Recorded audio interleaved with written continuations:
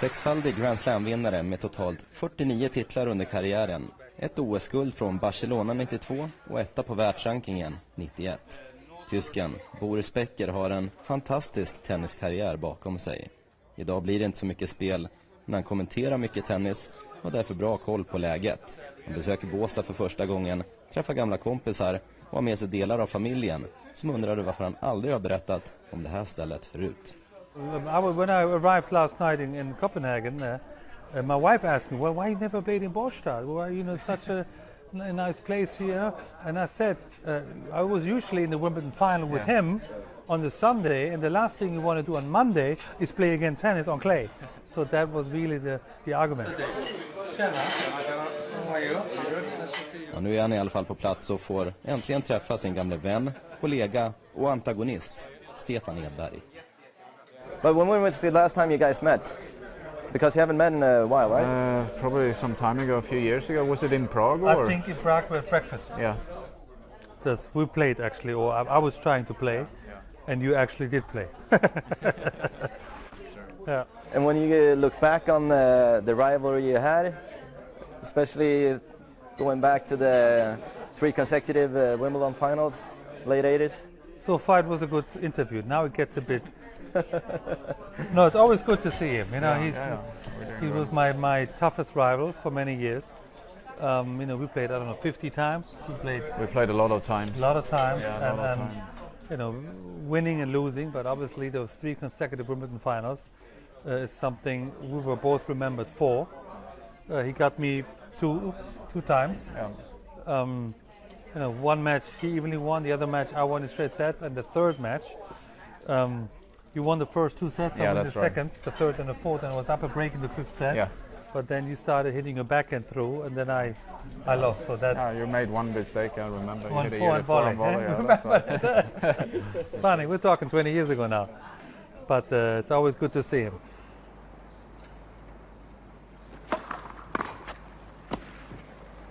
De spelade 3 raka finaler i Wimbledon under åren 88, 89, 90. Becker var stor favorit i den första matchen, där han vann första set. Men Edberg kom tillbaka och vann ett stenhårt andra set i tiebreak. Det knäckte Becker och Edberg vann sin första titel på gräset. Året efter slog Stefan ut Boris i semin i Franska öppna, men i Wimbledon var det den här gången tyskens tur. 3 raka set till Becker som därmed säkrade sin 3:e och sista seger i Wimbledon. För året efter blev Edberg återigen för tuff. Det var en hård match som gick till 5 set. Men trots att de spelade tillsammans så länge så möttes de inte så ofta som man kanske kan tro. You played each other 35 times. Is it 35 times? 35, okay. and you have 25-10. Yes. But going to the slams, it's 3-4 Edberg. I'd rather would have changed it, huh? I give you more of the other victories. Yeah, that's possible. Yeah, we only played actually 4 times in Grand Slams, which is quite astonishing if you think back. Only 4 times? We only played 4 times. 3 finals in Wimbledon and 1 semis in Paris. French Open, yes. And that's, having a career of 10-15 years, it's quite amazing. Because if you look nowadays, Nadal, Djokovic, Federer, Murray, they keep playing each other at every Grand Slam. It's sort of very seldom that they don't play each other. So things have really changed in today's tennis, because when during my era together with Boris, there were more upsets, there were a lot more names. There were anything from McEnroe, Connors and Sampras, I guess, he came along, and a lot of other players. So it was not as predictable as tennis is today. Because you get a question, who's going to win the next Grand Slam, and you only have 4 names basically, which is amazing. And how do you like it? How it kind of became? Well, the argument is it because Nadal, Federer and Djokovic is so good, and I would include Murray in the group now, or is it because the rest is not so good? And I very much agree with Stefan, is that in our times we had many more Grand Slam winners. Therefore, in order to get to the second week of Grand Slam, in order to get to the final, you have to play your best tennis for 2 weeks, and it's a very hard thing to do. The reason, here you have 6 slams also. Yeah, 6. Yeah, I have 6 slams. In those days, to win a slam was unbelievable, or even 2. Federer won his 17th Grand Slam on Sunday. Think about it, 17. Nadal already has 11. Djokovic already has 5. And it's just a different era, just a different time. 1985 var året då Boris Becker presenterade sig för världen. Genombrottet kom då han som osidad 17-åring gick hela vägen och vann Wimbledon. Han var då den yngste Grand Slam-segraren och förste tysk som vann en stor titel. Alltjämt idag har ingen yngre vunnit Wimbledon och slamrekordet har bara slagits av Michael Chang i Paris. Han var 4 månader yngre när han vann Franska öppna.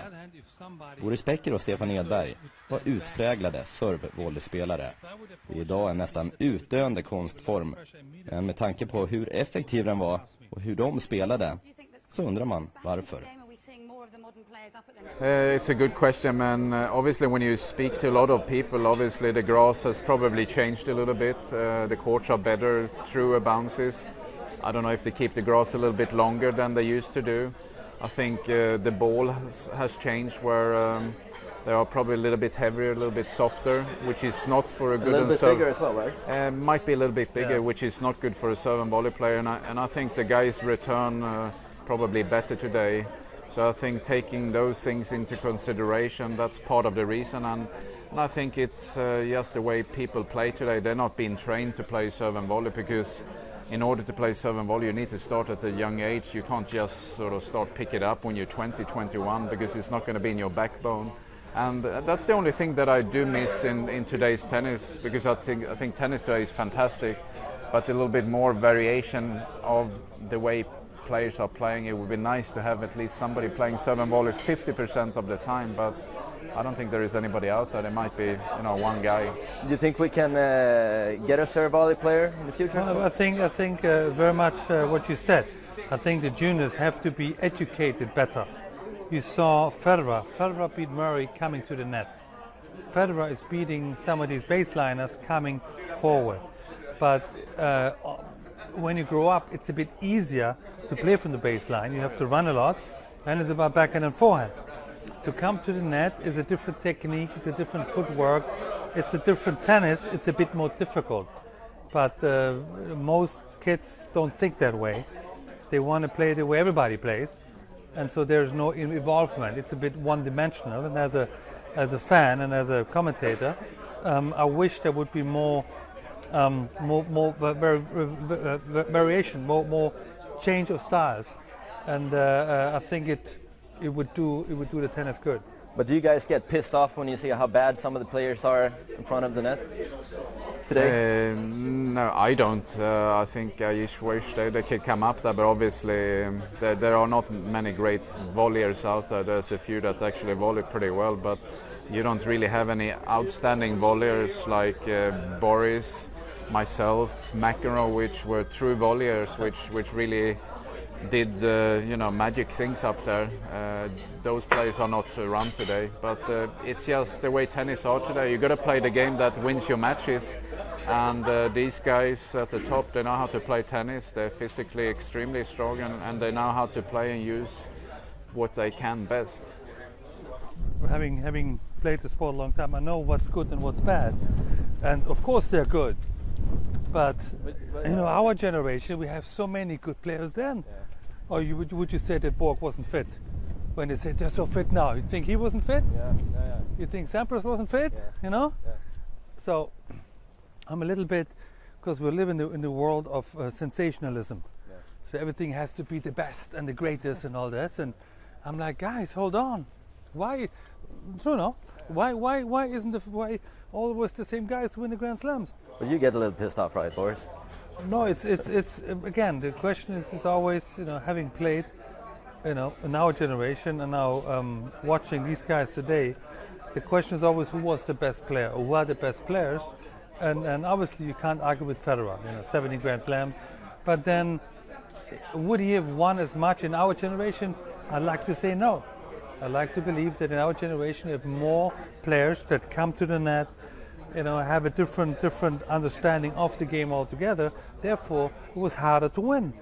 And from an outside point of view, it's more fun when you see a baseliner against an offensive-minded player. It's just more action.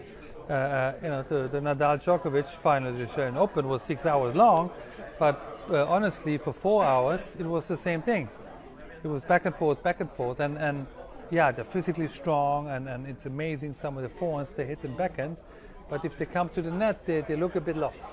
But it was kind of the same when you guys came in and started playing. It was a lot of baseline, long rallies, and then slowly over the 10 years you were playing, I mean, the serve volley took over, and then in the late 90s you had Goran and Stich and all those guys, Ampras, and it was just serve volley, and then it's going. Do you think it's like that it's going, and pretty much how they do the courts, how they do the balls and the strings and the rackets, and I mean, maybe we can get a serve volley era again. Yeah, I think that you have a point there. It goes in cycles where you have baseliners, serve and volley is taking over, and I think it's probably going to turn back towards the serve and volley, maybe not to the extent that it was when we was playing, because if I were to play the game today and I had similar physics and what I did, I would play serve and volley maybe 50% of the time.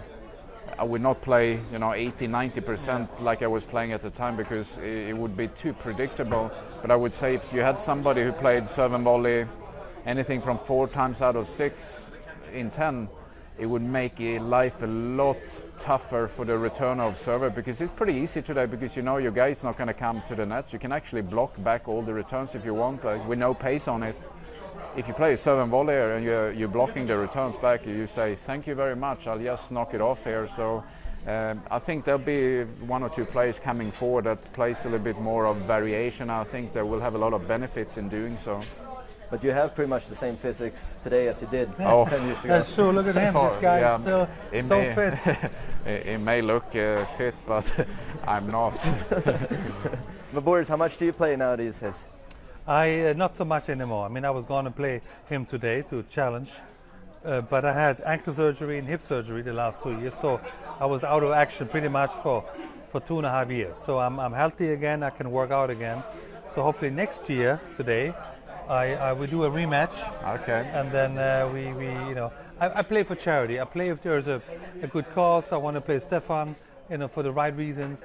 But playing in a seniors tour, playing 3-4 matches in a week, I'm 45 years old soon, and it's a young man's sport. So it's the last time you did a dive volley? In the 90s. But you still got it named after you, right? Still got a name after me. I had to go down a few times. Maybe that's why I've been injured now.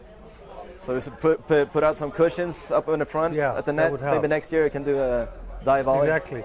But I have to do it at the end, because I wouldn't get up anymore. Sure. Will you do the same for me? Because I never dived in my life. It'd be nice just to have a feeling, but I'd like to have some cushions as well. Becker och Edberg kommer alltid ha en plats i tennishistorien, både individuellt och tillsammans. Men idag har både svensk och tysk tennis en rejäl svacka, och Boris är framförallt förvånad att tennisen i Sverige inte är starkare. Well, I thought the German tennis was bad, but I've heard about the best Swedish player, ranked number 340. Yeah, that's Riederslet, yeah. What is this? It can get better. Well, it has to. It has to. With a country with such great tennis history, some of the best players of all time come from Sweden.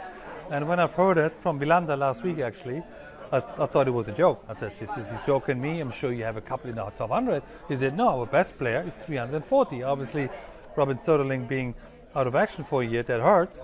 But then there's room in the middle between 5 and 340. You think there would be? German tennis is a little bit better in the sense that we have a couple of guys that are in the top 25 now.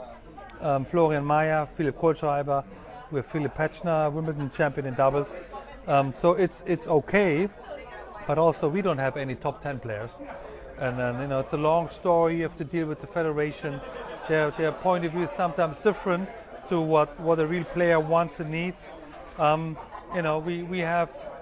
We try, and then it also goes in circles. Sometimes you get lucky. You find somebody, he comes out of somewhere, Borstad, and next thing you know, he's going to be in the Wimbledon semi-final. So, there are different ways. Så för att återuppleva gamla minnen var det bara att bege sig till Tennismuseet i Båstad för att titta tillbaka på historien. Och när gamla Davis Cup-coachen Jonte Sjögren mötte upp, så var det ett kärt återseende. Wow. Very good. Hallå John. Very good. Wow. So nice Yes. for you to come here. Very good. You're very welcome. Thank you. Who's that? Really cool. Anders. Remember how many good players, yeah? Yeah, there's quite a few Yeah. actually. And I had my Wimbledon trophy here. Here, wow.